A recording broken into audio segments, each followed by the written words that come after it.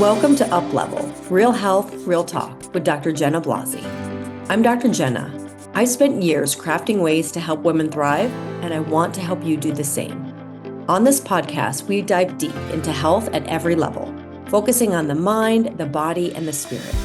This is where real conversations meet transformational wellness. We'll be talking about all the things that truly matter, from nutrition and fitness to lifestyle, mindset, and personal development. Plus, the real deal on managing stress and navigating menopause.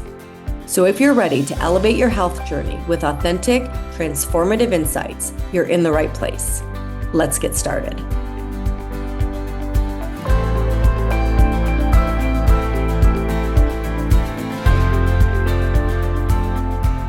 Hello, and welcome back to Up Level. I am Dr. Jenna, and today we're going to talk about creating the life of your dreams.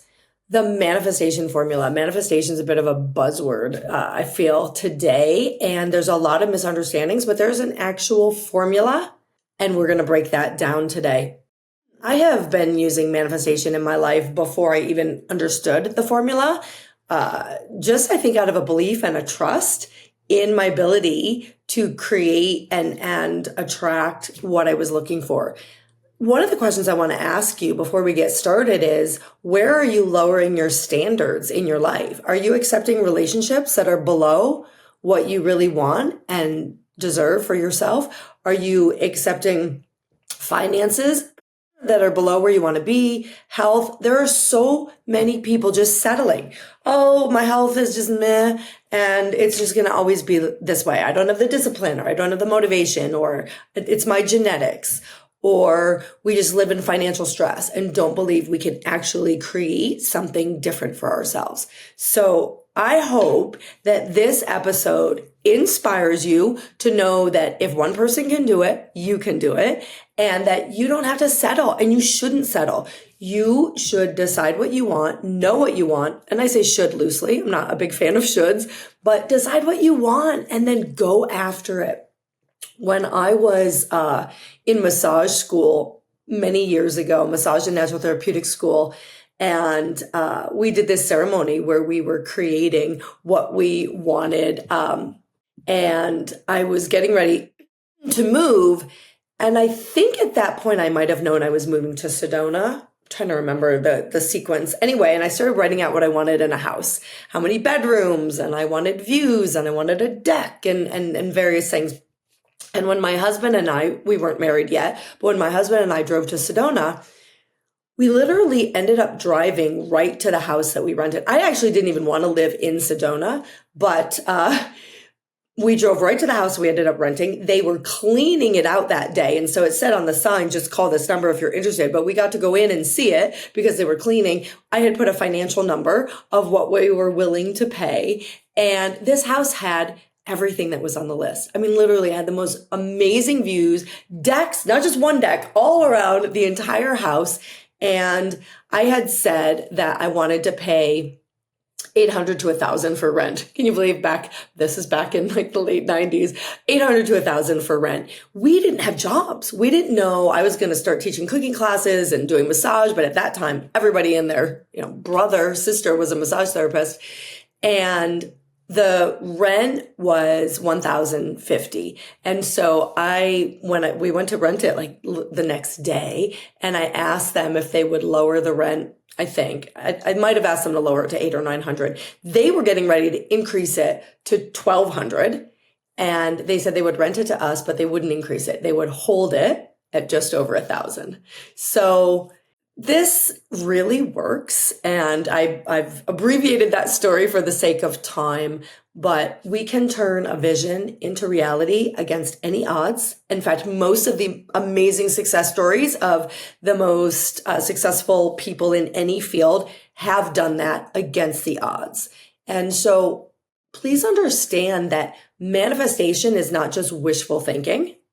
And we're going to break down that formula because it's backed by mindset, it's backed by action, it's backed by belief and how you feel, and even science. I'm going to sprinkle in a little science for those of you that think that this is really woo-woo, to understand that this is the story of successful people following a formula like this, whether they know it or not. So let's break down that formula so you can apply it in real life. Now, a little sprinkle of the science. We have what's called a reticular activating system in our brain. And the way that it works is it's a filter, and it focuses on what we consistently think about. So for example, when you decide you're going to buy a certain car, you start seeing that car everywhere. Right? When you're pregnant, you start seeing the pregnant women everywhere. So as I've talked about before, what we focus on grows. We've also discussed neuroplasticity and our thought patterns and how our repeated thoughts rewire. They literally rewire our brains. So whatever you're repeating in your mind is rewiring your brain to expect and attract certain outcomes. It's like a self-fulfilling prophecy, right? If we expect to lose, we'll lose. If we expect to win, I'm not saying every time that you expect to win, you're going to win. We will be tested. We will have challenges. But if the long-term goal is what's in your mind, you absolutely will get there. Harvard did a study on visualization and found that athletes who mentally rehearsed their sport showed almost identical brain activity as those who physically trained. And I gave a lot of examples of this in the last episode of how mentally rehearsing improved skill and improved the brain in the same way as actually physically practicing. So when you put that together, the thought, the belief with the action, it's a really powerful formula. And so also recognizing, like in the quantum field, and I'm not going to get into quantum physics, but our focus and our energy influence in the same way that when we walk through the world, how we perceive it, what we expect, what our energy is, we will draw that back, which is why if you wake up just quote unquote on the wrong side of the bed, it seems like everything goes wrong all day, right? Oh my gosh, I stubbed my toe and then this, and then I hit all the red lights, versus if you really wake with intention and positivity and expect things to go your way, the day unfolds differently. In so much as even if there's an obstacle during the day, we can look and just kind of roll past it. Then we keep the momentum on our side. So when we break down the formula, first we have to know what we want. I often start many of my talks asking, or conversations with people, what do you really want? What do you really want? What would thriving look like to you? What are your dreams? We have to be specific because our subconscious needs a clear target. If someone says, I want more money, and then you find a penny in the street, the universe has delivered, right? Maybe be a little bit more specific with the amount. And so, for example, if you do want more money, how much? Set a date to it. What would you do with it? Right? What is the purpose of it? And then writing it down also increases the likelihood of achieving it. And they've done studies on goal setting and writing them down and then visualizing it. It's putting all of these things together and also using all the senses. When we speak it, when we feel it and see it, when we write it, we're engaging a variety of senses, magnifying the effect. And the focus, of course, in the same way that when a sun hits a leaf, it's hot. When you take a magnifying glass, you can actually set the leaf on fire. It's the same light. It's the same energy, but it's focused and it becomes much more potent. So first, we have to know what we want. Second, we have to align with it. And this is where belief comes in. This is where expectation can come in. Embody the future you. When you write a goal out, always write it in the present tense. And then who we are has to match that vision. If I was working with one of my clients and she was envisioning, she was at someone else's house and they had this staircase and this magnificent great room that was where she saw herself in a number of years.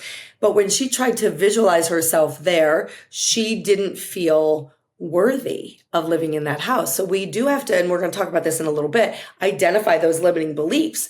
What we want to do is match our identity with our vision. So for example, most people, they look at where they're at and then they lower their standards to that. So here's my bank account. So let me lower my standards to where I'm at, my relationships, my health, lower it to where I'm at, versus having a vision of making more money, being healthy, being in a great relationship, and then raise our standard to that. And that doesn't mean you go out and spend recklessly, for example, but who do you need to become?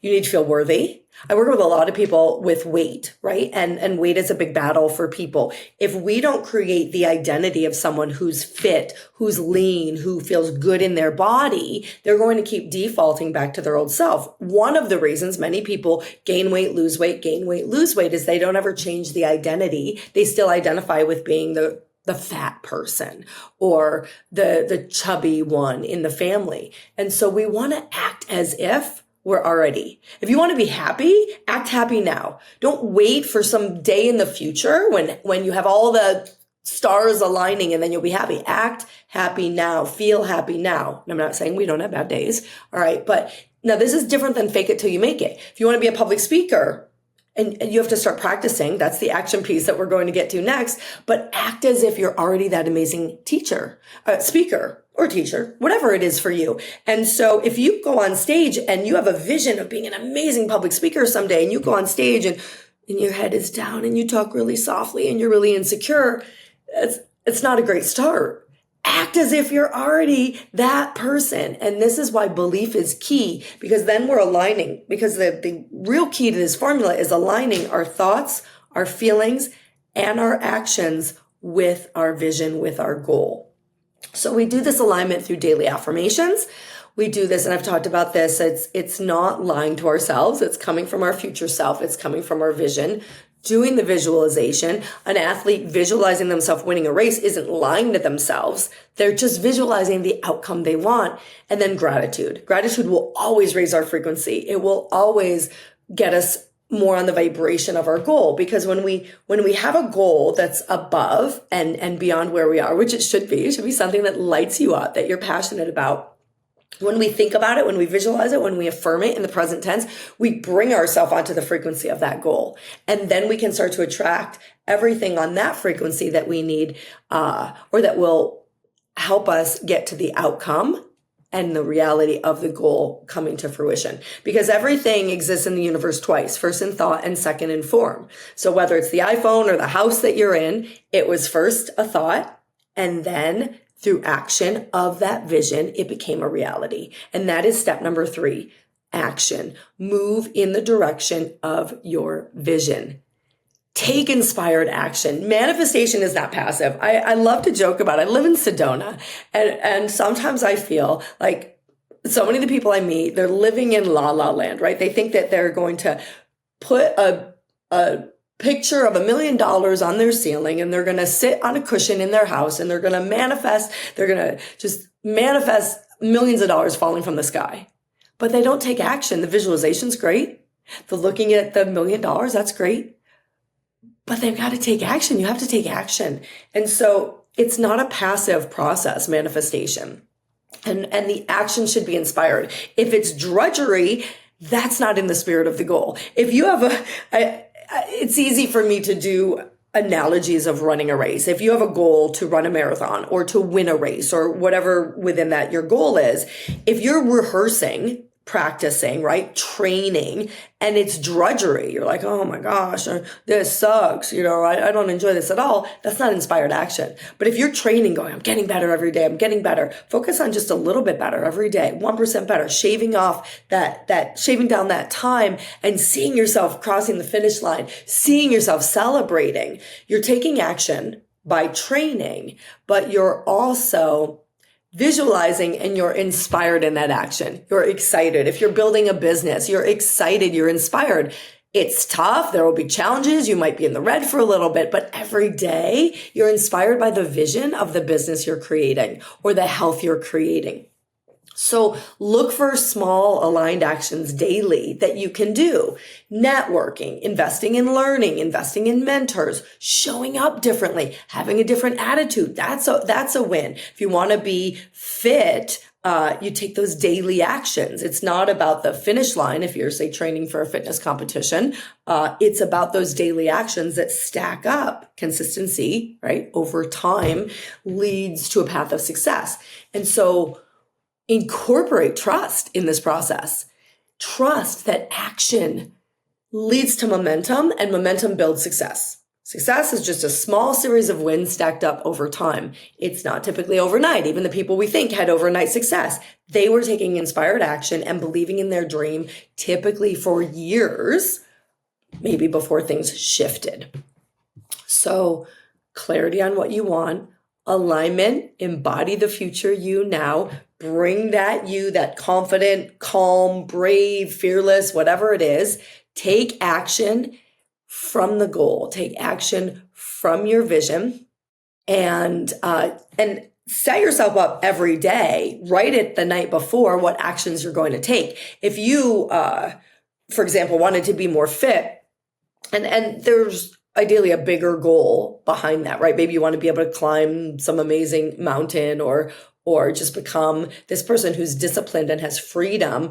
You have to plan out your week to get the success. If we're just like, oh, I'll exercise when I feel like it, that is a recipe. What's that saying?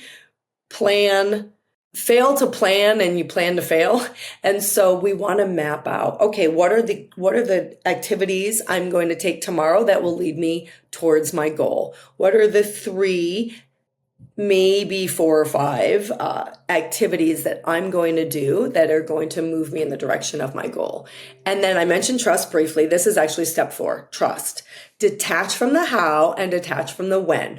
On all of my goal cards, I write when. I pick a date. We work well under deadlines, but we have to release it. We have to release the attachment to that, because when we're attached, we start to force, we're not trusting, and force negates. Think of any attachment, clingy. It's not a helpful energy. If you're in a relationship and you're super jealous, right? That's an attachment. That's a lack of trust. That's going to ultimately, potentially, likely push that person away from you. So when we detach from the how and the when, my mentors, they always said, the how is none of our business. The how is not up to us. The how is up to the universe, to spirit, to God. We have to focus on what do I have to do? And who do I have to become? Who is the person that is living my dreams? Who is the person that makes 100,000 a year or 1 million a year or 10 million a year or whatever your dream or vision is? Who is that person? Calm, brave, confident, self-assured, whatever. List out those qualities. Ask yourself. That could be a journaling exercise. Who do I need to become? Or what are this? So my mentor's working with me on releasing need because it comes from lack, but there still is like, who am I to become? What are the characteristics? We could say it that way. What are the characteristics of the person in my vision, of the person with this goal achieved, and begin to become that person. And then the what are just those little steps. We don't know the whole how. Steve Jobs said we can't connect the dots looking forward, only looking back. And so we determine those little steps. That's the what. But the actual how, if our dream is big enough, we don't really know how. And so we want to avoid forcing outcomes, stay open to unexpected paths, unexpected opportunities, really embrace the role of faith and patience and surrender in this process of manifestation, and reframe any delays, any challenges as opportunities, as part of the process. I heard Bob Proctor say several times, the bigger the obstacle, the bigger the success on the other side. So small problems, smaller achievements on the other side, big problems, bigger achievements. And so we can reframe these challenges and these delays as being part of the process and embrace them. Any path to success is not linear. It's not just, the rocket failed its way to the moon. Off course, course correct. Off course, course correct. And all of those course corrections are leading us towards success. They're leading us towards our goal. There are so many real life examples of manifestation. I shared my own at the beginning. There's the well-known story with Jim Carrey. I mean, he manifested a bicycle for himself once when he was a kid, but when he got into acting, I think he wrote a check to himself for 10 million for an acting job. And he dated it 10 years in the future. Now, you don't have to date it in 10 years in the future. Let's maybe start with the end of this year, and then you can break it down. But again, we don't know the when. So if you do whatever date you write, I would recommend you write or sooner. or sooner. And so he wrote 10 years into the future.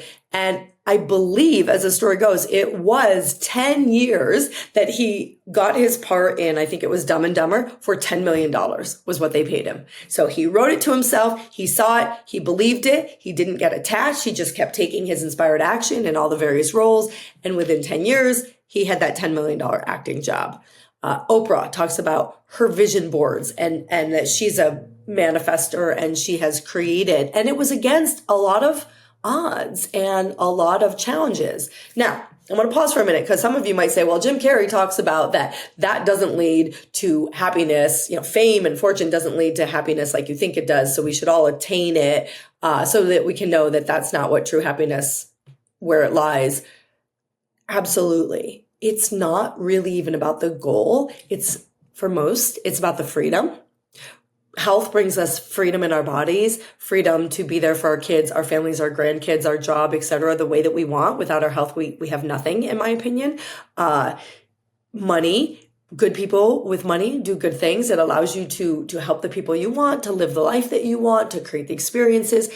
But if we're miserable, we can be miserable poor, we can be miserable rich. And so that is maybe part of your vision. It's not the things. It's never the things that bring us happiness, but it is who we have to become and what we learn on the journey to those things. So your vision should be something that inspires you, that lights you up. That's really how you want to live. And the health, the money, the relationships are a part of that vision, and the goals within that help us become our best selves. So I have seen this with my own clients, being able to manifest. I mean, one of my clients, she was moving and she just kept focusing on the house that she wanted. And she said, the house I got, the neighborhood I got it in, like all the things that lined up. She said, I couldn't even have made that up because it is often better than we will ever even expect. I worked with a woman years ago who she was a nurse. And she was initially hesitant to invest in herself, to work together. But she, in her gut, we have to follow, will this expand me or will it contract me? In her gut, she felt it was the right decision and it was going to move her towards her goals. And she ended up, into a few weeks of doing this work, being offered a better job. She got a promotion, better job, better hours. She enjoyed her coworkers more. And she said to me, I didn't even know a job like this existed. That's the how part, right? She had a vision. She didn't even know a job like that existed. And what was really wonderful about her story was how she was handling her anxiety differently. She was a different person. She grew into a different person because her sons would call her and then she would go into anxiety for them.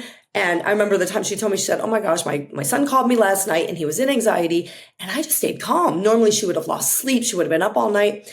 She said, I remained calm and I slept like a baby that night. And the next morning, I love this part, her son called, her grown son, her son called her and his thing had worked out. So her energy, staying calm, benefited her, but it also benefited her family, as it does, because we're all connected. And so when we're calm and when we're living in our authentic best selves, we actually help light up the world, which is why I do what I do. We help our families.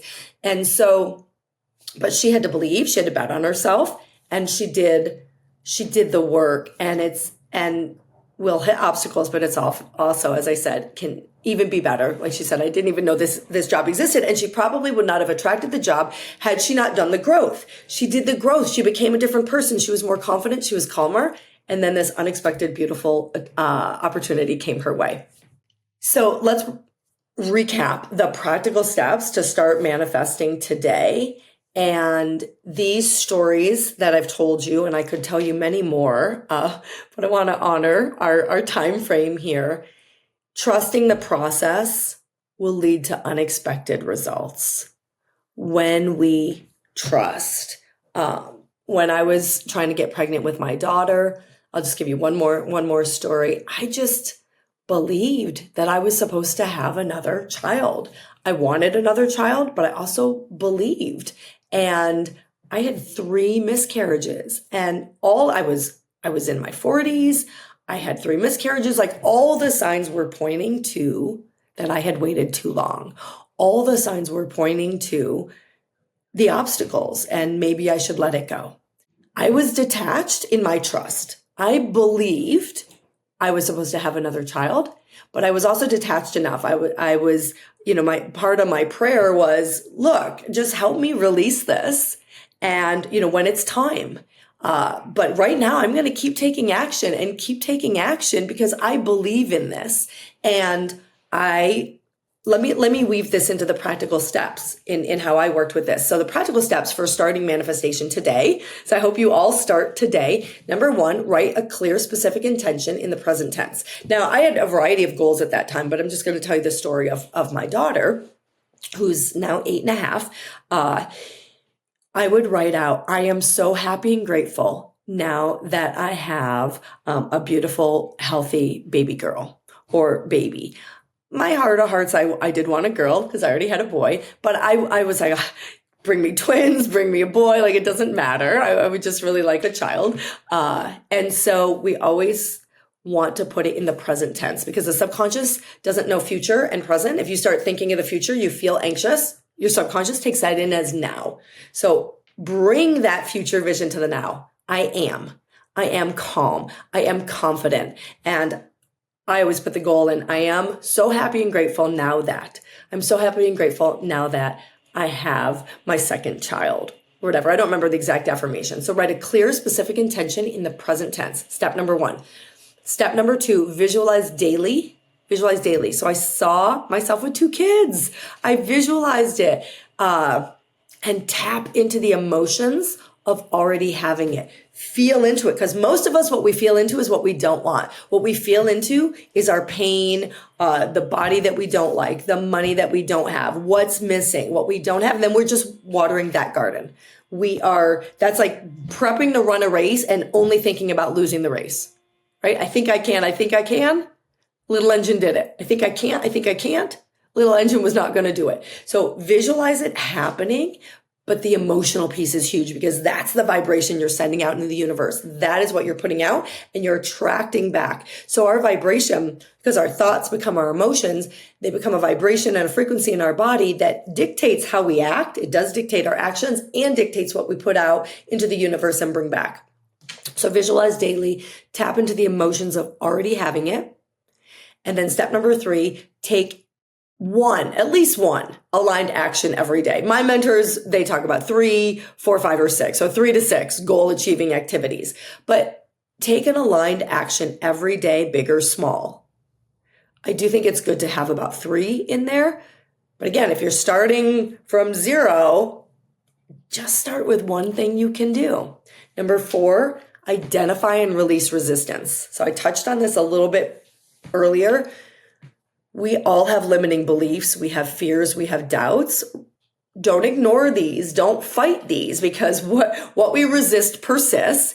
What we ignore doesn't go away. And so bring it to the surface. Bring your insecurities to the surface. Bring the fears and reframe them. You can do a journaling exercise on this. What is holding me back? What am I resisting? What do I need to let go of to live the life of my dreams? Because if somebody, for example, says, I want to be a millionaire, but they don't feel worthy of that, they're not going to get there. That's part of that self-image, but we're also sending a double, or here's one that I see with a lot of people I work with.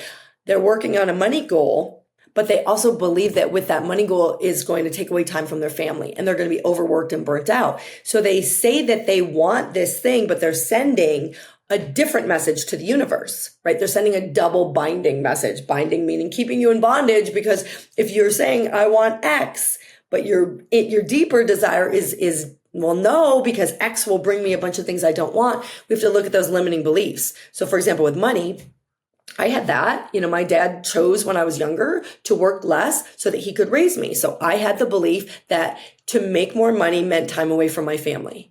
And now I'm changing that. And I'm affirming that the more money I make, the more time I have with my family. The more money I make, the more freedom I have with my family. And so whatever your goals are, find those limiting beliefs, find the doubts, reframe them to what you want. So write out everything that's not true, for example, that is limiting you on one page, and then reframe it to what is true, what gets to be true for you. And again, you can apply this in any area.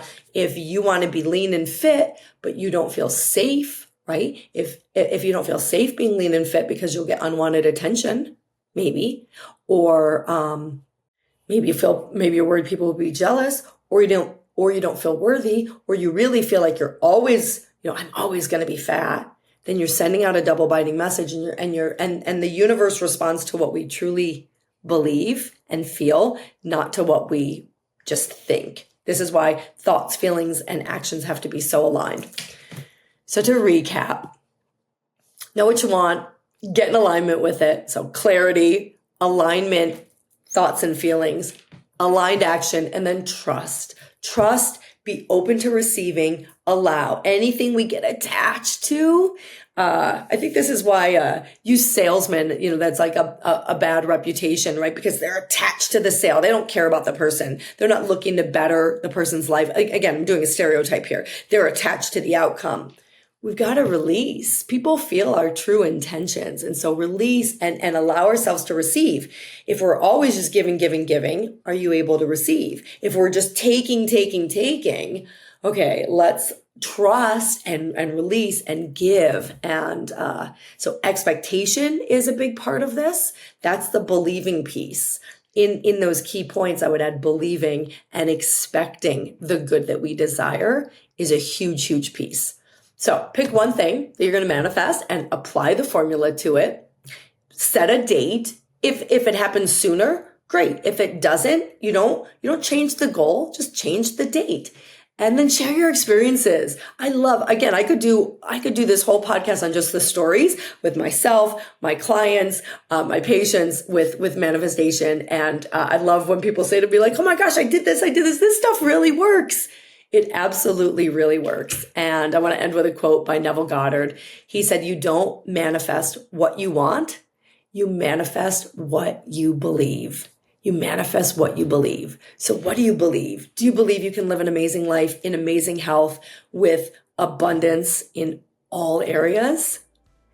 Work on that belief if you don't. Share your stories. I can't wait to hear. And thank you so much for joining me today. I'll see you next time. Thank you for joining me on this episode of Uplevel, Real Health, Real Talk. I hope today's conversation inspired you to take the next step in your health journey, one that nourishes not just your body, but your mind and spirit as well. Don't forget to subscribe so you never miss an episode. And if you found value in today's episode, please leave a review. Until next time, keep learning, keep growing, and keep thriving. And remember, true wellness is a journey, and you are on the right path.